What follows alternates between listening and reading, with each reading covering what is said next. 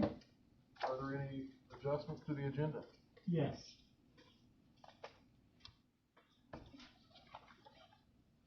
We're going to add 7A, food service grant announcement by Mrs. Boyce. And we're going to add a 7B, consideration of payroll maintenance in emergencies. We're going to add a 7C, consideration of softball fence. Okay. Next up, students of the month.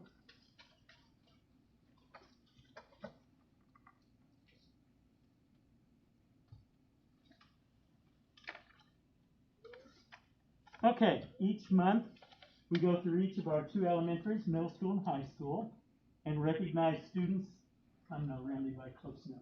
Yeah. So here we recognize students from each of the buildings, and we'll start this time with Central Elementary. And is Sylvia Helton here? Sylvia, come on up here. We're going to stand up. I have a paper that Mrs. Hacker filled out, and she nominated you for Student of the Month. And this is for Mrs. Hacker. It says, Sylvia Helton is a joy to have in our classroom. It can be easy to look at all the negative this year, but Sylvia rises above that mentally. She is the sunshine on a rainy day and the silver lining we are all seeking in a year like this one. Sylvia enters the classroom prepared to be a good student and even better person. Her classmates look to her for leadership, guidance, and an encouraging word. Sylvia wants to see not only herself, but others succeed as well. I am a better teacher because Sylvia reminds me that there is no greater joy than learning something new. I know Sylvia will continue to be a special part of the South Putnam community for many years to come. I consider myself lucky to call her my student this year. Way to go, Sylvia, Mrs. Hacker. So we want to recognize Sylvia for being the South Putnam Central Elementary Student of the Month. Congratulations.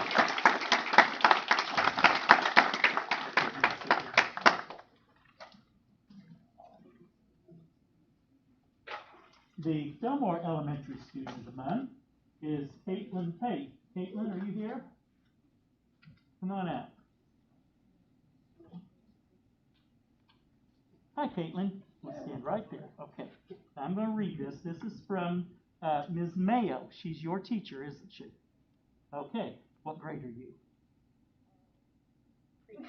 Pre-K. Preschool. Okay, you're in preschool. All right. This says, it is a pleasure to present Miss Caitlin Pate as the Fillmore Elementary School Student of the Month. She has been attending the preschool for 2 years and has learned so much. Caitlin can count, name colors, shapes, body parts, and sing numerous songs. She is also an excellent at identifying letters and writing her name independently. Miss Pate has a bright academic career ahead of her.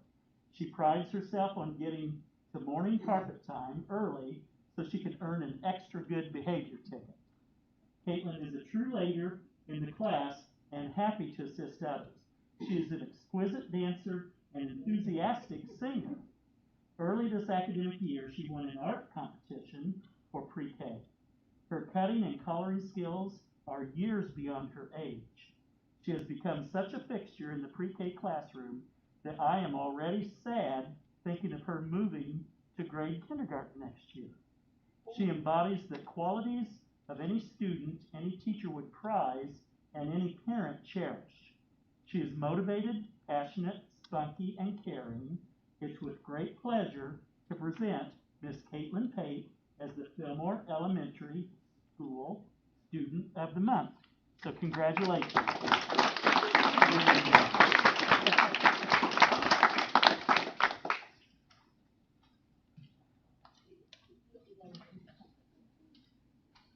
The South Putnam Middle School Student of the Month is William Schurter. William, are you here? Okay, well, we'll we'll let them get this back. It's, let's see, Helenese wrote, William Schroeder is an exceptional young man. He always gives his best effort in everything he does. He is kind to his peers and staff members alike. You can always count on him to make the right choices, and he is a great example to his fellow classmates. He advocates for himself because he values his own education so much. It is wonderful to see a student who gives so much effort to attain the knowledge he desires. I have truly enjoyed getting to know William this year. He is quite simply a great young man, Ms. Neese. So we want to congratulate William for being the South Putnam Middle School student.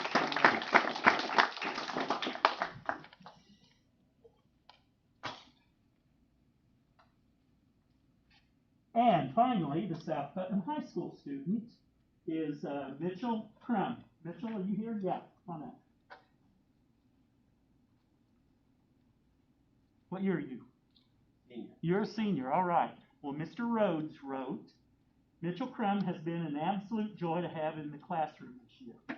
Seeing him dig into the content of U.S. government, politics, and economics has been inspiring, and watching him grow and hone his critical thinking skills has been impressive as the years continue. Recently, Mitchell completed a complicated essay comparing the financial crisis of 2008 to our current COVID economic crisis and hit the ball out of the park. He is always thinking through current issues, how they relate to the content, and analyzing them from various perspectives before coming to a conclusion. I'm very proud of the progress he has made this year and in the upstanding young man he is, Brady Rhodes. Congratulations, Mitchell, for being the South Putnam High School Student of the Month.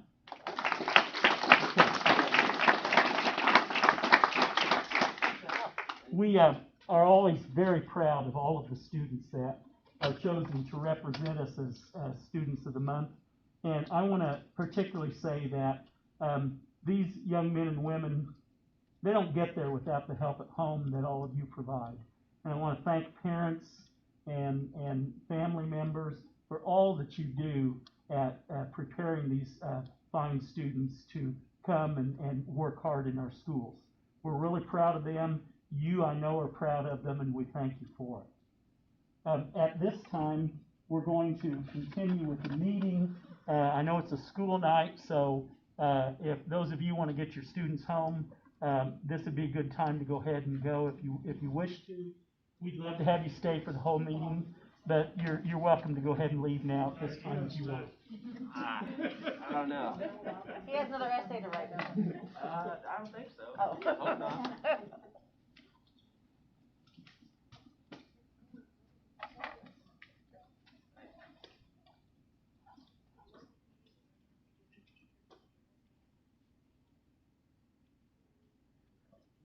Okay, next up, the consideration of the approval of minutes of the regular meeting of February the 10th, 2021, executive sessions of February 10th, 2021, February 16th, 2021, February 24th, 2021, and March 9th, 2021. Move to approve. Second. Motion made by Anthony, seconded by Wes. All in favor? Opposed? Motion passes. Now consideration of the approval of claims. Okay, in your packet you have claims 29,735 through 29,846, and also included is the payroll for the month of February for your approval. 29796 is more about how many students are still enrolled in that than it is what it is. On the online, I'm not sure just off the top of my head. There's very few in the elementary. I've got 5 at Fillmore. 5? Do you happen to know what Todd has at Central? I'm thinking he maybe has around 10. We don't have And any. you don't have any anymore, so that'd be the total. Has that number been dropping or holding steady? Yes, it's been dropping. But I do know that for sure I've got 4 that will continue throughout the rest of the school year because I just made that phone call this week.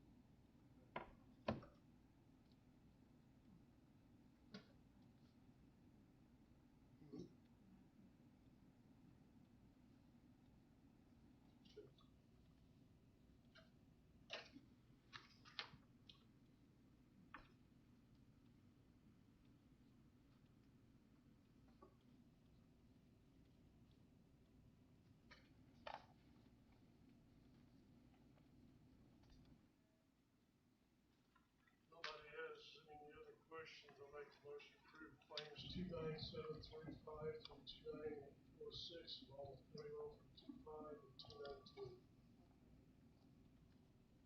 Dennis made the motion, Lisa seconded, all in favor? Opposed? Motion carries. Now it's for the consideration of personnel report. Okay, we have one item on the personnel report tonight. We have a resignation from Sherry Hanley, who is a middle high school custodian. That's the only item. A second. Motion by Anthony, seconded by Holly, all in favor? Motion passes. Now up is Brad for the Transportation Director report. Mr. Ogborn is going to come up and speak with us.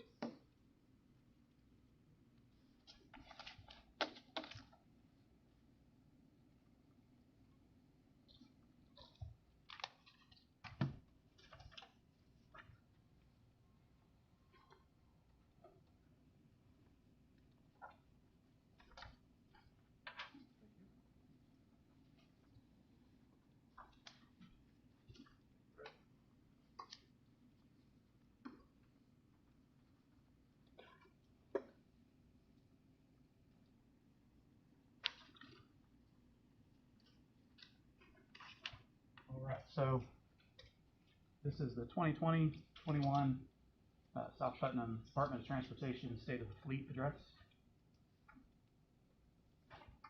You're all able to see presentation. I'm gonna talk up just a little bit so we can hear you. Okay. So I have myself as the director, our mechanic, Michael Bridgewater, and then other responsibilities that fall under me as the director: mowing and grounds maintenance, snow removal, bus cleaning, bus inspection, radios, both for the bus radios and all the handhelds that we use in the buildings, drug and alcohol testing, and uniforms. Our service vehicles and equipment, we have our two newest vehicles, the 2018 F-250s, one with the plow, aka Boss Hog, one that Jared hadn't come up with a name yet, so he was calling it maintenance truck, and so I thought of Handy Manny. I'm like, how about Handy? So that way it gives him a little character. The 2010 F-250 with the plow, and it's also the one that we use the spreader for salt and sand. I referred to that one affectionately as Whitey. Oh, and I forgot to mention the mileage on Boss Hog is 8,000 miles, and on Handy Manny is 6,900. Whitey is at 24,000. And then we have the 2007 F-250, the gray truck we refer to as Graybeard. It also has a straight plow, and it's at 82,000 miles. The major repair on there I noted was the leaking exhaust manifold that we had done here just recently for shots. Also, we have the three Dixie chopper mowers, the John Deere tractor with the scoop, 3 snow plows, so 2 that are V plows and 1 that is a straight plow, 1 spreader, and then a forklift. On those mowers, we're in the process of replacing those, is that correct? We're hoping to be, yeah. I know that the numbers and stuff have been given to the board for approval, I think, by Jared, and so we're kind of waiting on approval. We had gold this spring. Last time. Not that far around the corner. No.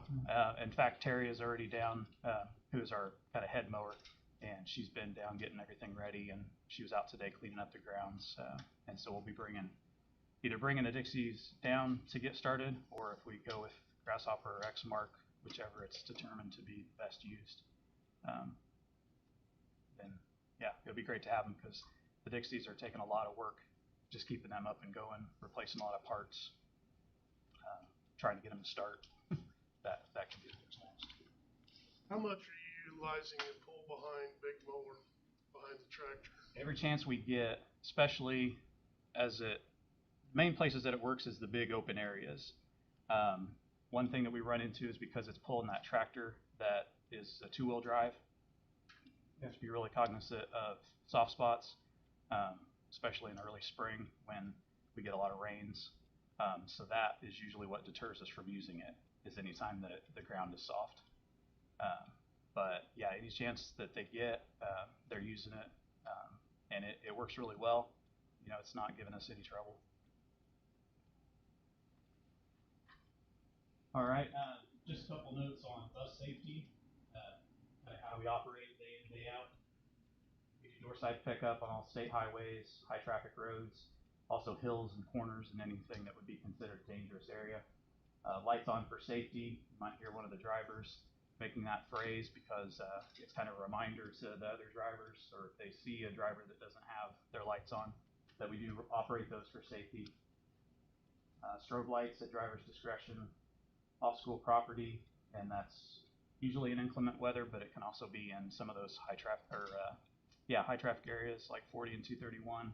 Also, those areas where we need that extra visibility.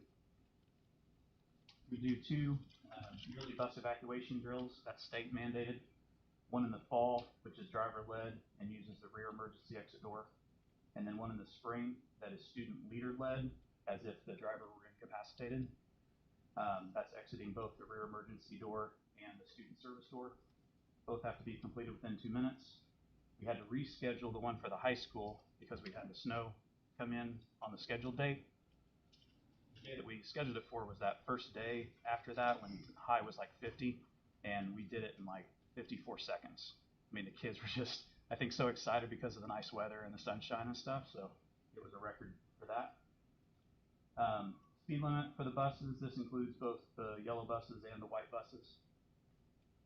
Main reason I put that on there, it is GPS monitored, so I get notified if someone is going over the speed limit, but it is a Class C misdemeanor, and so we always point that out to the drivers, especially coaches or teachers or club leaders that might be using the white buses, just so they're aware that it's a little stiffer penalty for that, and that the speed limit is 60 even on the interstate.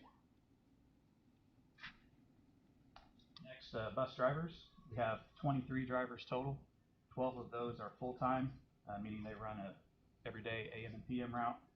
We have 11 substitute drivers. They are temporary or on an as-needed basis. Some of them do drive an AM and a PM route, but then requirements, you have to have a Class B CDL with the P&S endorsements for passenger and school bus, yellow card, which is a safety training, medical exam, the physical fitness certificate, first aid CPR training. They do annually have to go through yellow card training again, and that's just to keep everybody current. Done by the state, so any new changes in laws or statutes that they need to be aware of, we all have to go through that as drivers. CDL renewed every 4 years. Medical certificate renewed every 1 to 2 years. Usually depends on the driver's health and what the medical examiner determines is necessary for that driver. And they are subject to DOT random drug and alcohol testing. And last one is the FMCSA Clearinghouse.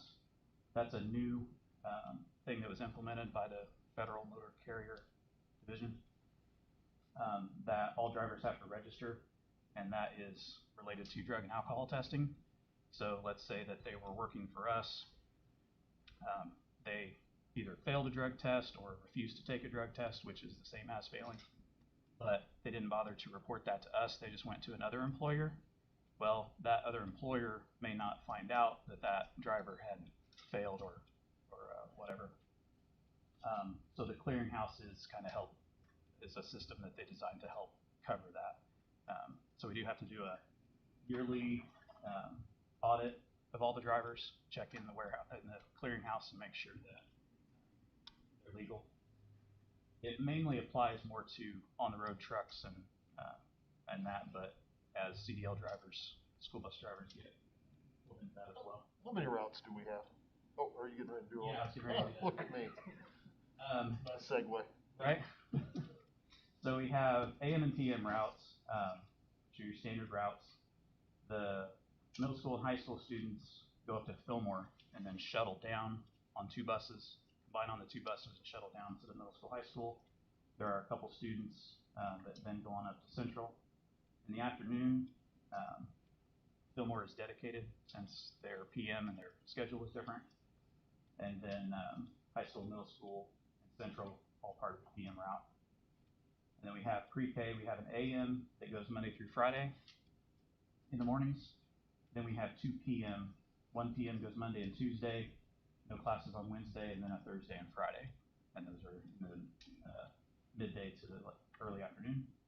And then we have Area 30, which has an AM, a midday, and a PM. Then we have special needs routes, and those vary depending on the need throughout the year. And then additional routes that are extracurricular, athletics, field trips. So we have 25 what's referred to as conventional yellow school buses. 20 of those are doing day-to-day routes. So that kind of answers your question on the how many. And that's in a combination of the AM, PM, the pre-K, special needs, normal day-to-day routes. As far as the routes, let's just say morning route. Okay. How many buses do we have running on the roads, picking up those kids Right. every morning? Let me see. Let me count them. We got 15, 14, 22, 14, 23, 24, 26,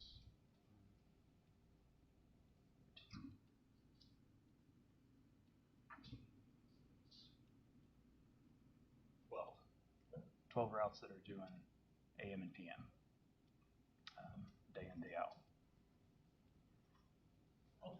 How full are those typically? This year it really varies because of the contact tracing that we've had. If we were to have all students that, well, if we had all students that could ride a bus, we wouldn't have enough room. If we had all students on a given day that are part of that route, meaning that they've ridden at some point during the year, we would have a couple buses that would be full, meaning we wouldn't have a spare seat. Seating capacity on a bus is determined by how many rows, which is determined by the length. So we have like a 66 passenger, we have some that are 72, some that are 78, and the seating capacity is based on 3 bottoms essentially per seat. Now we know for an elementary student, we can do that, probably kindergarten through 5th grade pretty easily.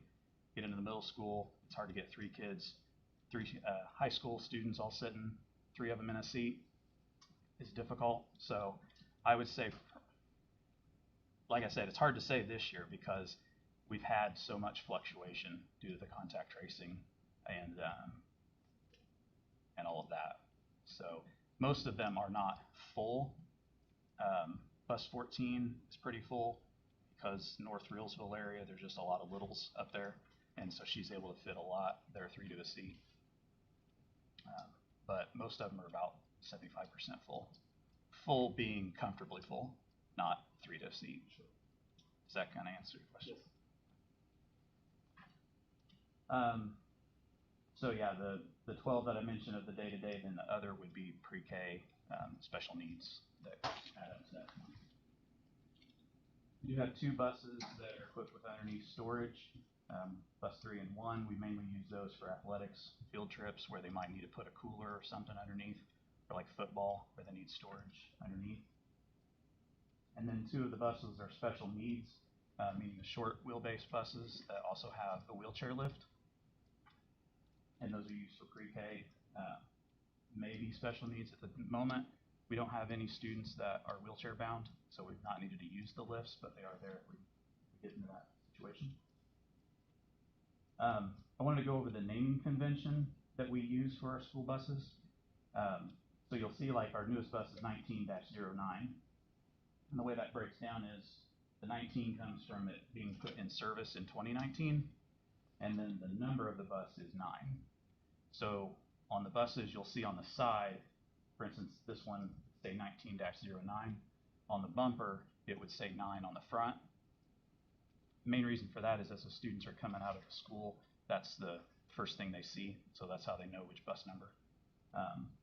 But then for our identity purposes, that's why we use this naming convention.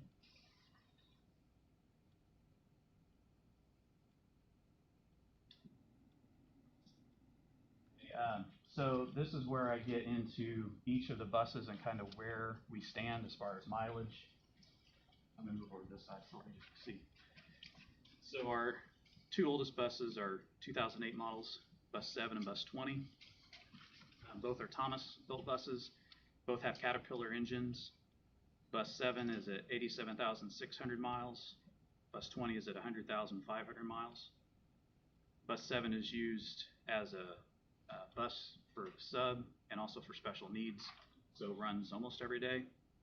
Bus 20 we use for Area 30, AM and PM, so it runs every day.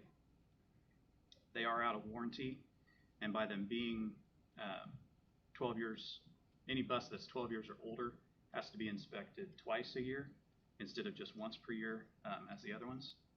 So they're both inspected biannually. Major issue with bus 7, it has a phantom amber light and wipers. So we have, when the bus is down the road, sometimes an amber light will come on. When it's parked, sometimes another amber light will flash. We have narrowed that down to the module. Curlin, who is our bus sales rep, was supposed to be out today to flash the module or do a reflash of the module in order to correct that. But they had an issue with one of their technicians, so that got pushed out. The way we were able to determine it was a module is we were able to take a module out of a good bus and put it into that bus, and the problem was solved. Module out of this bus that we put into the other bus, it started acting the same way. And when I say module, think of the brains of that particular area. There's multiple brains in the bus. Both of those are 2 battery systems. So our newer buses, 10 except for bus 5 and newer, all have 3 batteries. The benefit of having the extra battery is when they sit, like over the weekend, these 2 buses sometimes would have to be jump started just because there's not enough power to start them with that older system. And batteries can drain down quicker, more taxing on them. The next are our 09s. We have 3 of those, bus 1, 2, and 22. They are Thomas buses with Cummins engines. They are out of warranty as well. You can see the mileage listed. Bus 2 has our highest, so it's used more as a spare. But we use bus 1 pretty heavily for trips, and we use bus 22 on a daily basis. And this year they will be needing to be inspected biannually.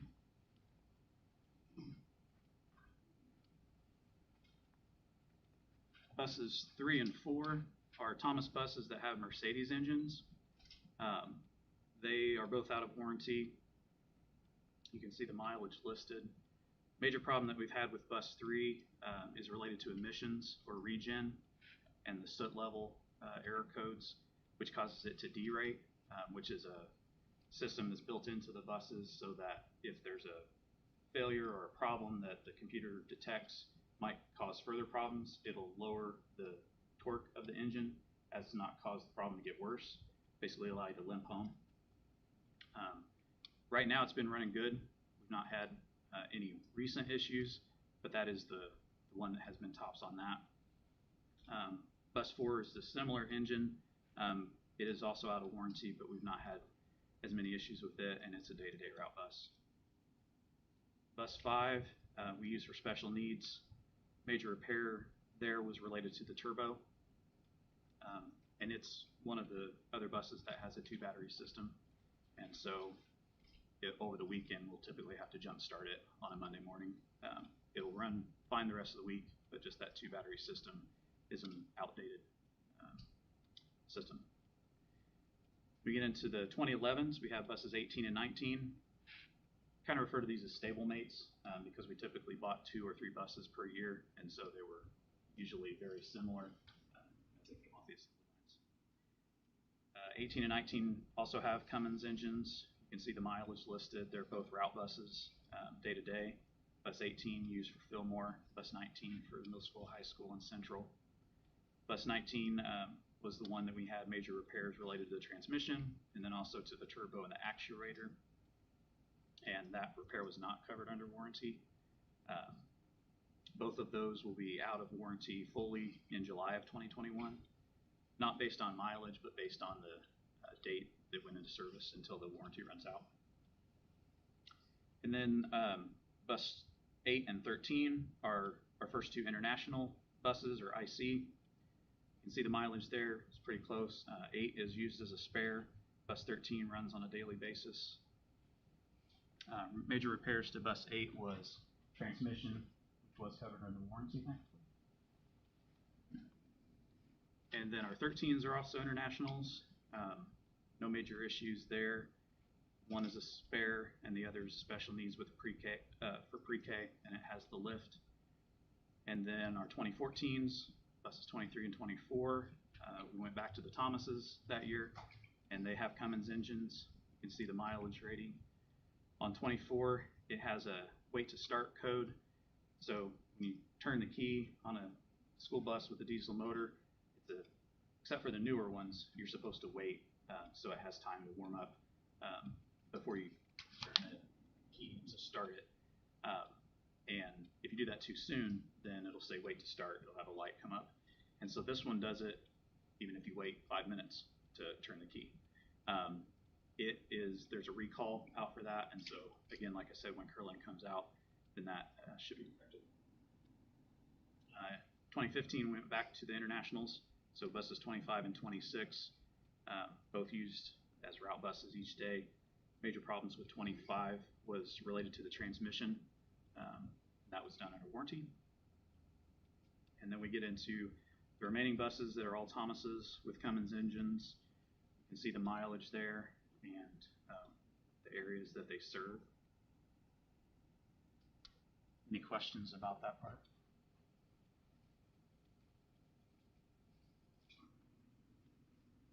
Okay, I'll move on to the special purpose buses or the white buses. We use those mainly for athletics. FFA uses them pretty regularly. Smaller field trips, clubs, and groups. The reason that they're used for those smaller groups is that you can only have 14 or fewer passengers, 15 being the driver. They don't have stop arms, and they don't have amber or red student warning lights. So that means they are not to be used for transporting students from home to school or from school to home. The only exception to that would be if you're actually able to pull back in to the driveway of the student's house. That way you're off the roadway, because otherwise you're in the roadway and you're required to use the warning lights and the stop arm. All that's needed is a valid driver's license. I do a driver's license record check for each of the drivers that go through that, if it's a coach or a teacher or sponsor for a club or something like that. Training session lasts about 45 minutes, and that's corporation policy. I know other corporations don't do that. And a lot of times the coaches or teachers that we train are thankful that we do that, because if they've driven at another school, they've not had that kind of training, they didn't know some of the things that were required, some of the things that they could be liable for. So I'm thankful that we have that in place already, that we can keep doing it. And then Mr. Starnes and I have talked about the recertification. So every 3 years, then we go through and do kind of a mini training just to recertify in case there's questions, how to adjust the mirrors, speed limit, things like that.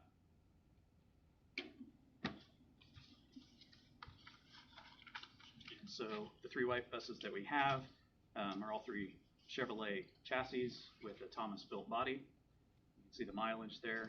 Bus 32 is our newest one. One difference in this one, and this is the reason that we use this one for training, is it has no student left behind alarm system, essentially. The yellow buses all have this, and what it is it requires the driver, when they've shut the engine off, to walk the length of the bus and push a button to deactivate the alarm. That way, it forces them to walk by every seat twice, and if there's a student that fell asleep or even things that are left on the bus, then we're able to find those. And bus 32, the other 2 are grandfathered in, but bus 32 has that. And if you don't do it, then the horn will start going off and the lights will start flashing, letting you know. And then you have to go back through the whole process. And so we go through that. Are the 2 older buses, are they mechanically in pretty good shape still? Yes. Bus 33 is the one that we've had an intermittent check engine light, but we've had it over to York on a couple of occasions trying to correct that. It still runs fine. We had an issue a year and a half ago or so where it had died on a trip, but we've not had anything like that since we've had York look at it. They've done some changes to it, but occasionally that check engine light will still come on, but as far as it running, it seems to be running really well, and we use it pretty regularly. So all three of them go out on a pretty regular basis. They're just old, they rattle when you're driving down the road. So some other points to note, the recalls that I mentioned that Kirtland is coming out to do, they're doing a roof header adhesive.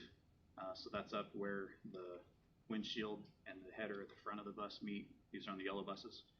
The seat frames, the seat knee forms at the bottom, the brake caliper mounting bolts, and the module updates.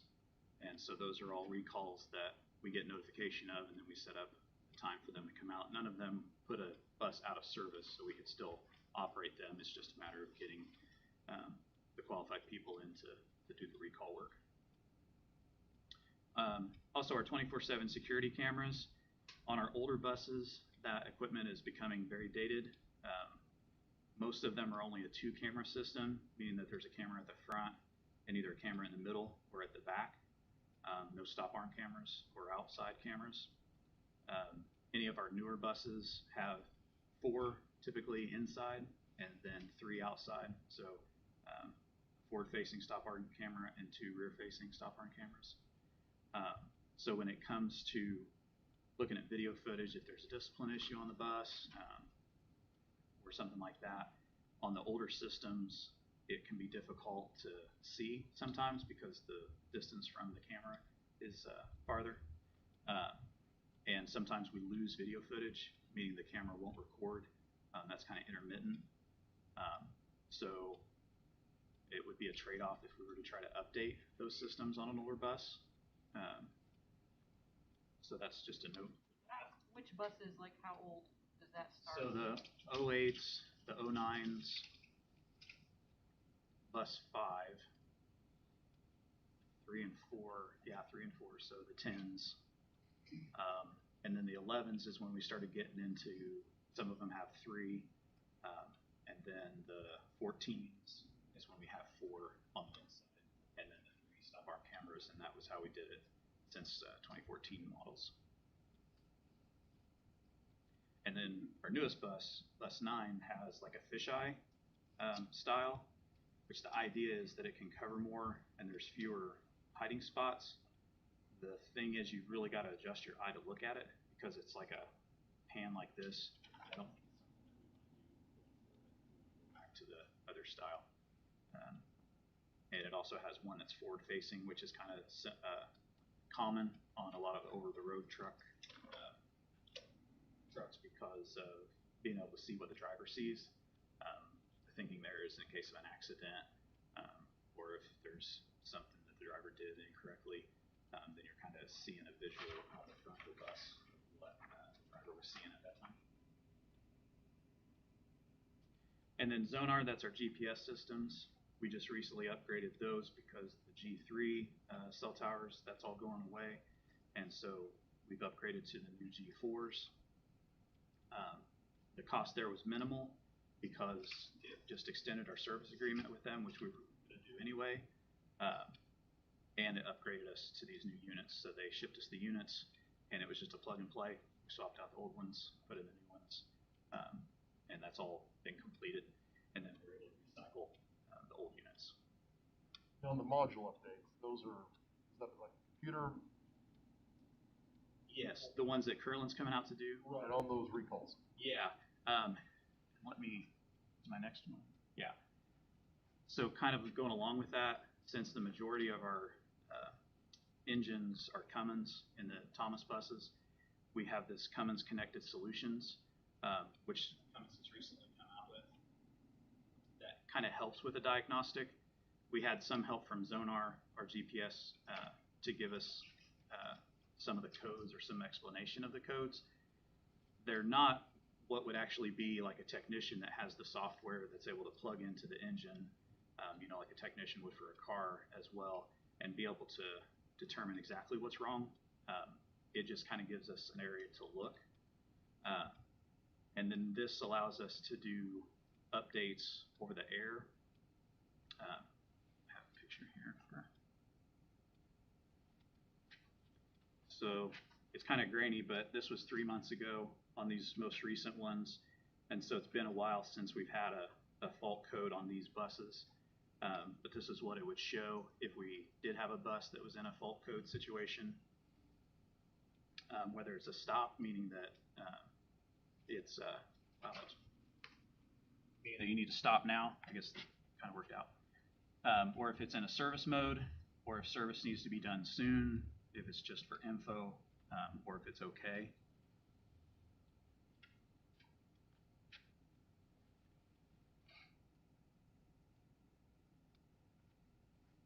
And so if we had the ability to scroll down, we'll see the buses that are listed here.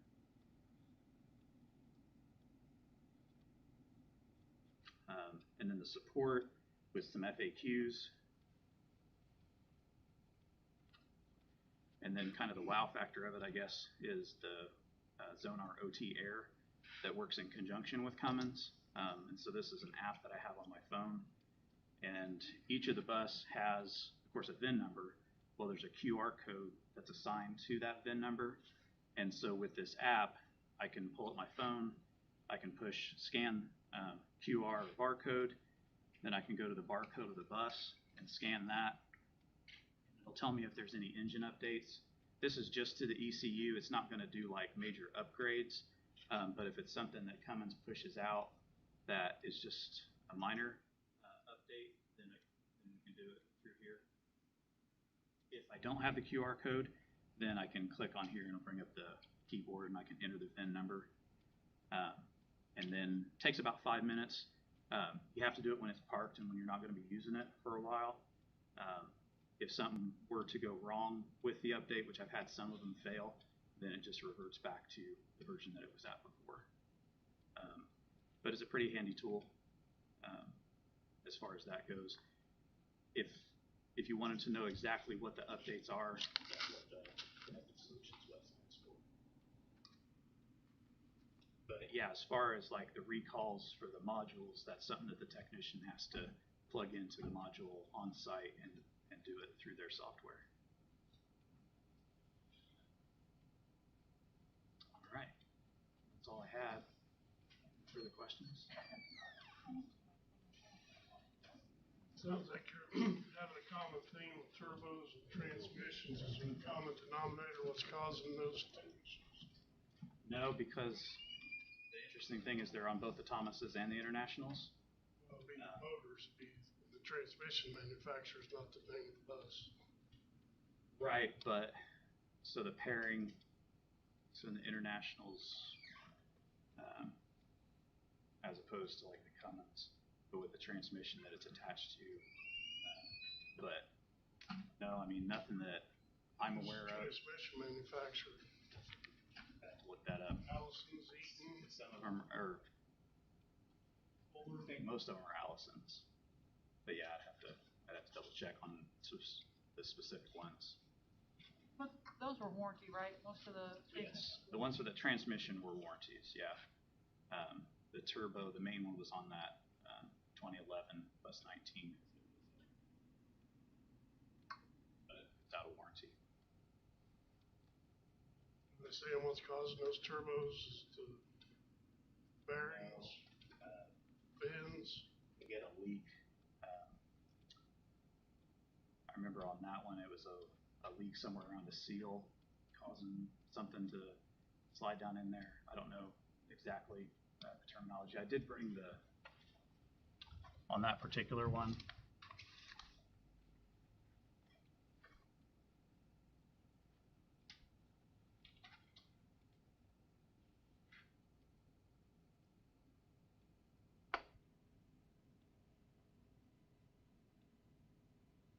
So the sector shaft was sticking and that the turbo and actuator need replaced.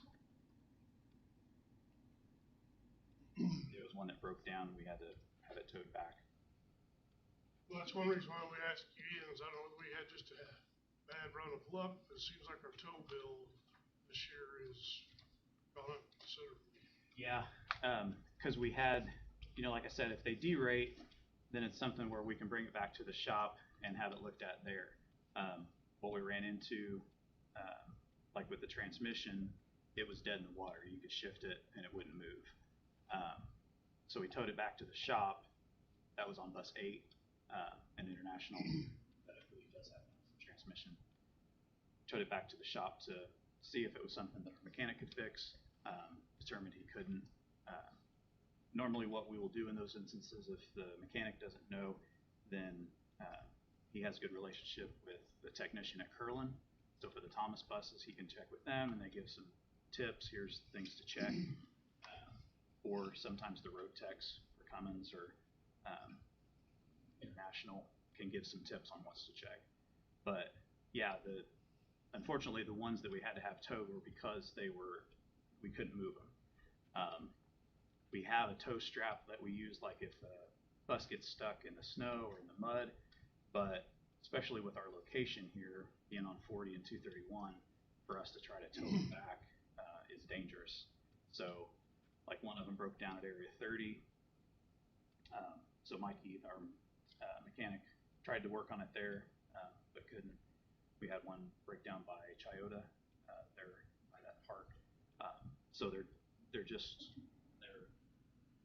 can't move them, then we don't have any other option but to tow them back so that we can figure out what's going on with them. Well, that's kind of got on our radars. We've noticed quite a few tow bills. We just wanting to know why. Yeah. So when you spec a new bus, are you keeping track of what motor manufacturers or transmissions that you're historically having issues with, so when you spec the next bus, that you don't go with those manufacturers? Yes, if it's an option. With the ones we've been buying, we've had pretty good luck, especially with the Thomas buses, the Cummins engines.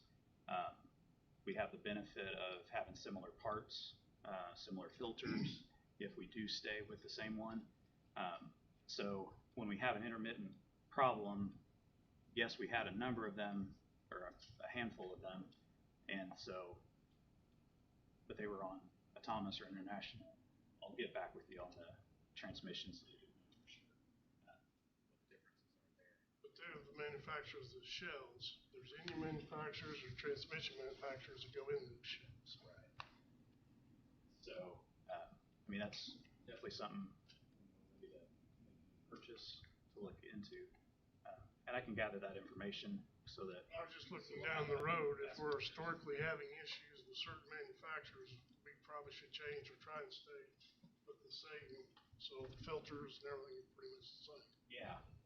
I guess I'm just thinking the ratio between the buses that we have and the problems that we've had wouldn't be enough. I mean, it would be a concern maybe if we see a consistent thing with the manufacturer, but because we have so many, like year to year we spec them so similar, then I could see trying to be understanding of that, but I don't know that it would make me shy away from the ones that we're using now, because we do have pretty good luck. I think what we've run into is out, and it's different depending on the warranty, the mileage, or when it was put into service. And typically what we run into is that the service date is what runs out first, not the mileage. So most of the warranties have 150 or 200,000 miles. They typically don't cover major repairs. No, they don't. Especially as you get toward cosmetic, superficial stuff that doesn't cost that much to begin with. And as most warranties go, they expire the day before something breaks.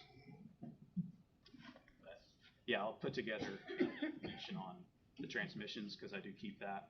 I just didn't have that with me, so that way we can see if there's similarity between the ones we had. On the last expenditures, we had two dealers come out. I think it was Freightliner maybe, and somebody else. What were they doing out here? There's a couple of expenditures. Do you remember, Holly, what those were? I don't remember who it was now, but. Okay. Do you remember what the work was for? Didn't really say, just the expenditure just says bus barn.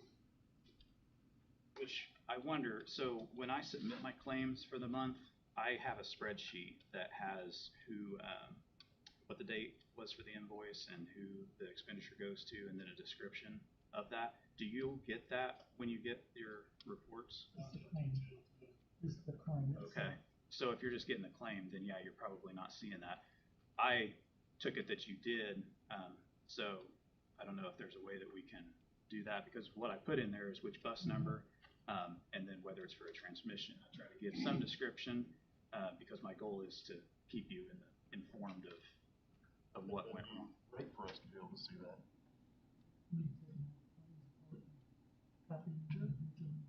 Just his spreadsheet would be sufficient. Just that one line. I think that would be helpful. I can put an extra copy in. Yeah, that would work. Do you keep track of your year-to-year comparisons on the expenditures of fuel and tires, Where the questions are. everything Yeah. inflated? Yeah, if you remember when I presented, I don't think it was last year. Yeah, that was, I made a comparison from the year before to my first year, essentially here. And so I'll do the same at the end of this year. And yeah, categorize it based on fuel, tires, body work, all of that. That way we kind of see. I mean, fuel's always going to be the top. Body work probably second. When I first started our first inspection that I went through, our tires were in pretty bad shape, and so we had a number that we bought new. But you can also have those tires retreaded, as you probably know. So the casings were still good. The dates on the casings were still good, so we could have them retreaded, which has an additional cost, but it also extends the life of those tires. So that was why there was a pretty big expenditure on tires during that year. See, that's the things we don't see. We just see the bulk number. Yeah. Hey, what? Yeah, I mean, I do a short description currently, and if that's not enough and you want more detail, I'm happy to do that. There's no voodoo in that. How are you doing with the retreads? How long you been running them? Well, so we have new tires on most of them, steers on the front and drives on the rear. When we order a new bus, we usually get all steers and then swap those out. So I'd have to look at the ones that we have retread. I know for our day-to-day route buses, those all have new tires. You're not into the phase of retreading them yet? Well, we've already retreaded them. We just have those on standby in case we have a blowout or something where we needed to swap it. I'm curious how they would hold up on these rough roads. Yeah. I mean, they do come with a warranty. I can't tell you exactly what it is. The day before you need it. Of course.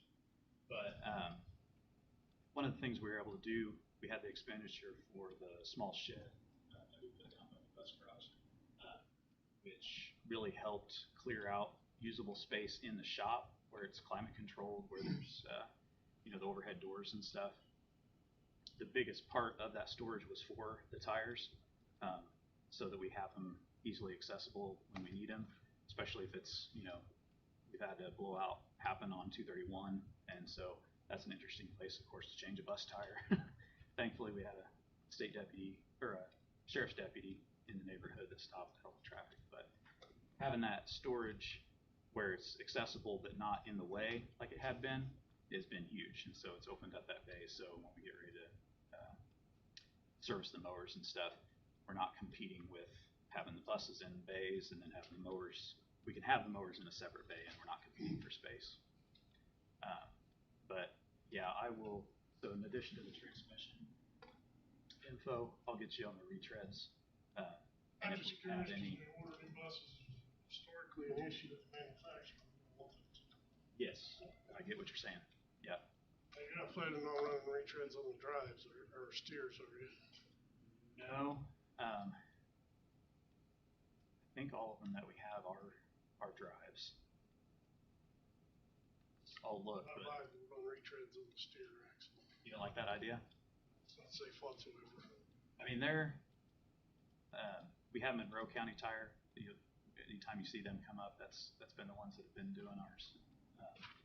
So I'll have to Anxious to see how the retreads hold up. Yeah, I'll have to look and see if we have any on the fleet right now, especially for the day-to-day buses. And I could look back and see how many miles we put on them since, kind of how they're holding up. But But as long as the casings are good, you know, that goes by the date on the casing. You get to a point where casings, that's the sidewalls and all of that, are out of date, so they're out of spec, so they can't retread them, and we couldn't drive them if we had them retreaded. All right, so transmission information, retread tires, and then we'll get you guys the more detailed list on the claims. Thank you, Brad.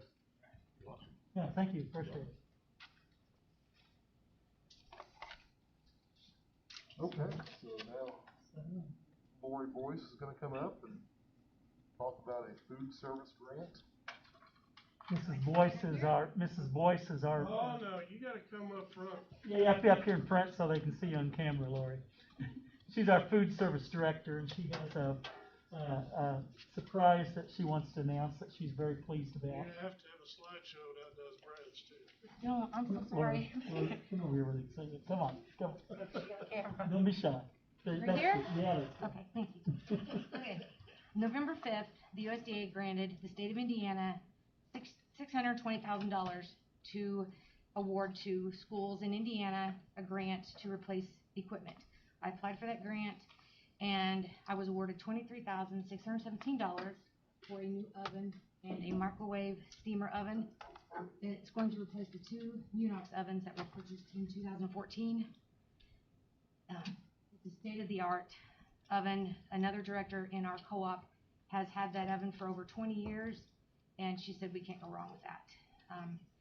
It's going to save us roughly $600 a year in chemicals, and the chemicals that are used in this oven are eco-friendly. The others are not. It uses less water, and it cooks food quicker. It's a smart oven. I can start it from my phone, or the cooks can start from their phone. It's going to be amazing. Thanks And for it's all following. paid by grant. Yes, we don't pay a penny. Congratulations. Yeah. They're replacing 2014 ovens. Yes. Is there any life left in those to be used in a different building or a different corporation or? No. The salesman that sold them to me, I asked him if there was if he wanted to buy them back or take a little bit off. He said absolutely not. He said they're going in the trash. I've had problems with them since day one. They've been a headache. So this is a blessing to get them replaced.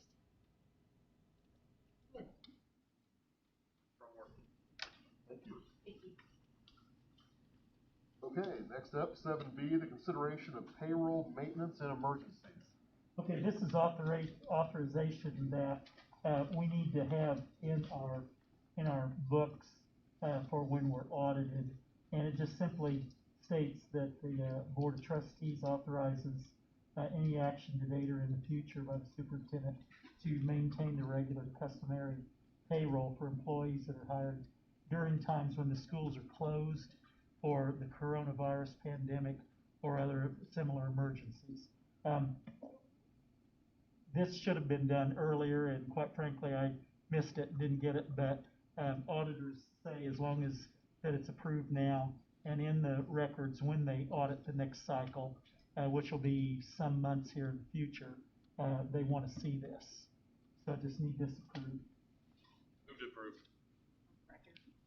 Anthony made the motion, Lisa seconded, all in favor? Motion passes.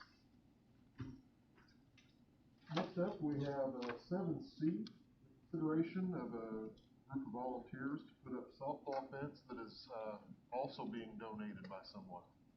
An anonymous person we're hearing. Yes, absolutely anonymous. I can slide a note under the table if you need me. Don't need it. Yes, we have this person who wants to donate a new outfield fence. It's not down the lines, it's just the outfield fence. Currently, we're at 230 feet in left, 209, it goes down to 219 feet all the way down into right field. NFHS standards ask that you have a fence for softball at the high school level between 185 feet and 235 feet. 235 feet is excessive and not needed at the high school level.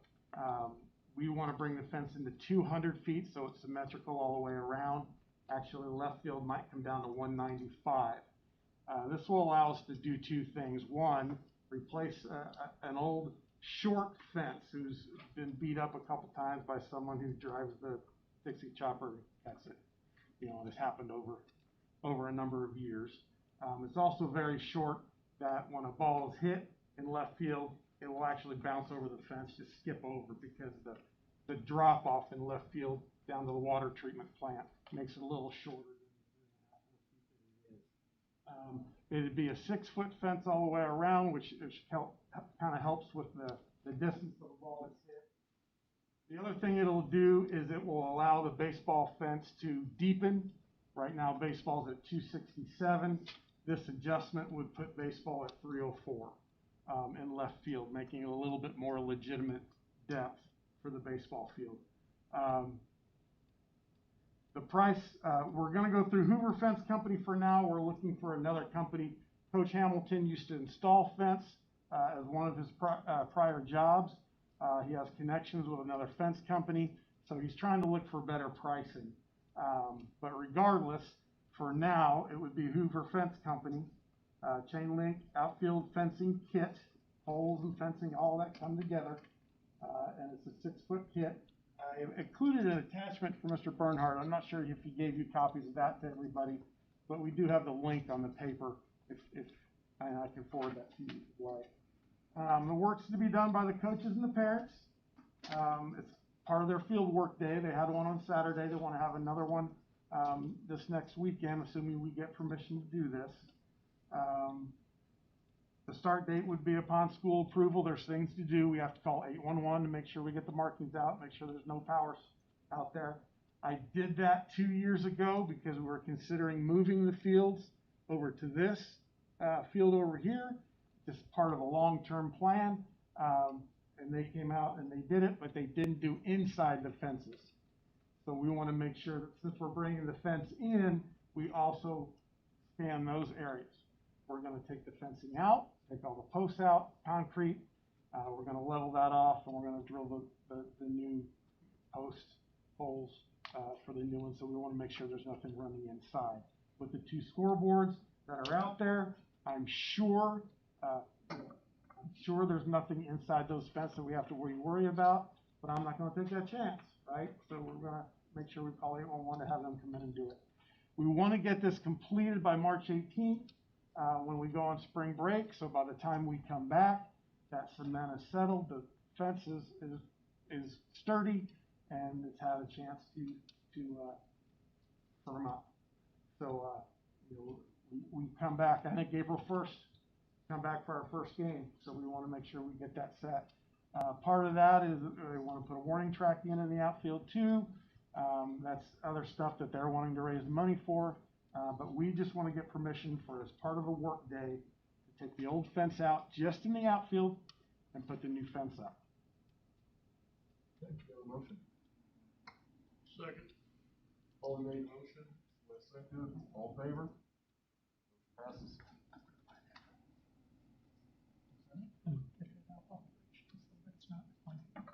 Oh, for the second issue? It's all taken. Oh, you've done that already? But it's, Oh, so I'm gonna do it out of operations budget. great. Thank you very much. Appreciate it. Thank you. You'll be here after the meeting. I got a quick question for you on the project down the road. Yep. Get your thoughts on that. Happy to. Happy to. Okay, next up we have the consideration of the use of facilities by the Youth League. Okay, this is the annual request by the South Putnam Youth League to use the ball diamonds at our schools. And as always, they will provide us with a copy of their liability insurance, and any events that would be scheduled here at the high school campus would be run by the athletic director also. So there's no conflicts. We do this each year. Paulie made the motion, Wes seconded. All in favor? Mr. President, I have an amendment to that Okay. they must follow our Coke contract rules and buy their products through the AD for all events. And that's true, and we've made that a requirement in years I just want past. to make sure we tell them that year after Specifically. year after Yeah. So year, is that an amendment or a statement? whichever it needs to be. It needs to be part of this motion. So I need a, Need a second to the I need a amendment. second to the amendment. Second. Okay. So Anthony made the motion for the amendment. Wes seconded the amendment. All in favor of adding the amendment to the main motion? Okay, the amendment passes.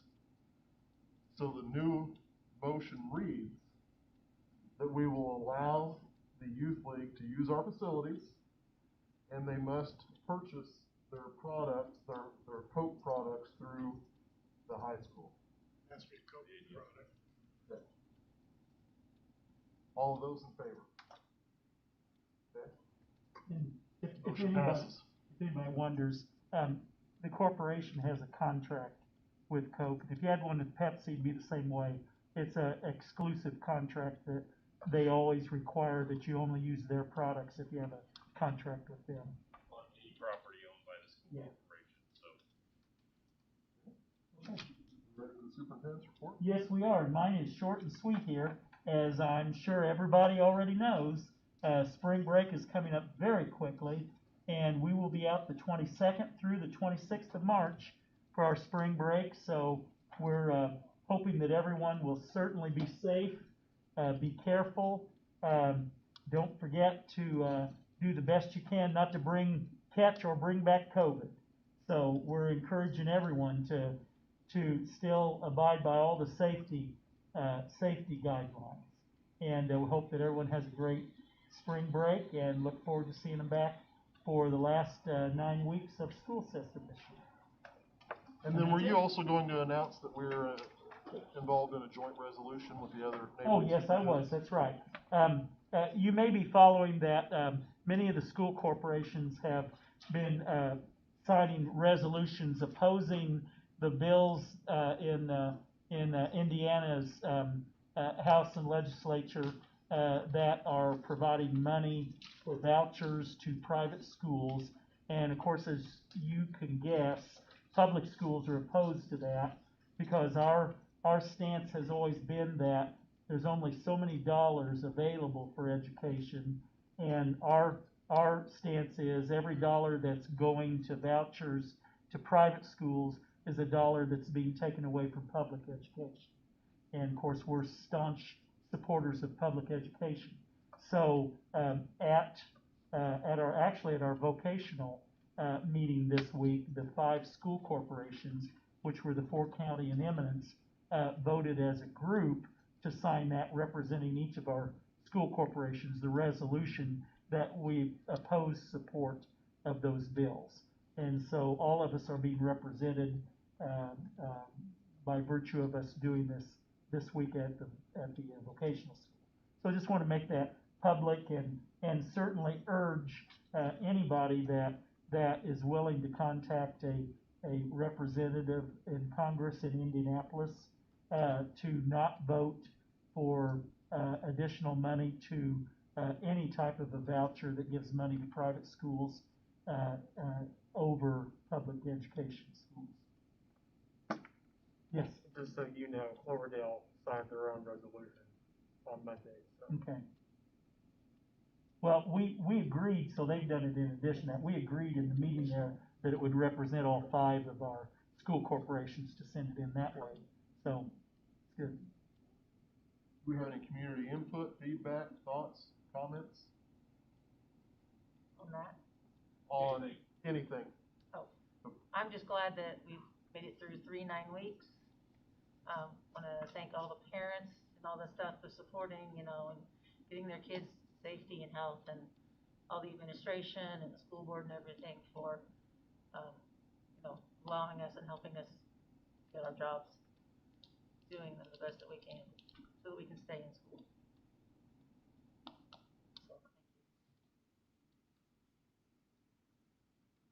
thank you. We have a motion to adjourn. All made the motion, Wes seconded, all in favor? How about Wes? Oh, man.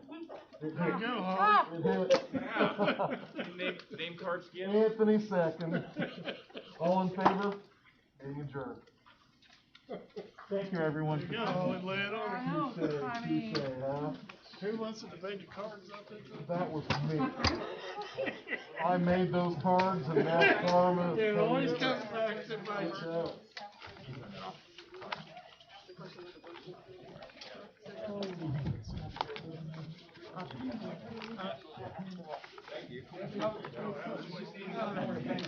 I gotta leave. Stop.